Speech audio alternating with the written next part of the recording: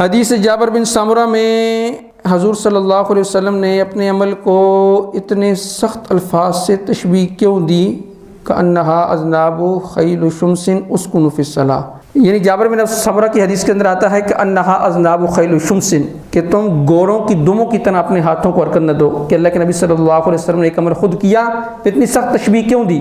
دیکھیں ایک وقت میں وہ عمل جائز تھا تو اللہ کے نبی کرتے تھے، لیکن جب اللہ کے نبی نے چھوڑ دیا تو پھر تشبیہ دی۔ جب آپ نے کہا ہے کہ انہا اذناب خیل شمس اسکنوا فی الصلاۃ، تم نماز میں سکونت اختیار کرو، تو اب نماز میں کیا کی جائے گی؟ سکونت اختیار کی جائے گی۔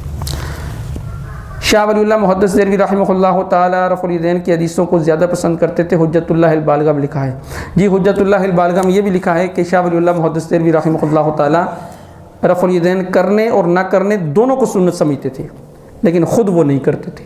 کرنے اور نہ کرنے دونوں کو کیا سمجھتے تھے؟ اور نہ خود نہیں کرتے تھے۔ جب نہیں کرتے تھے ان کے نزدیک پسندیدہ عمل کون سا ہوا؟ پھر نہ کرنے والا۔ بات ختم۔ کوئی اور سوال کے ساتھ؟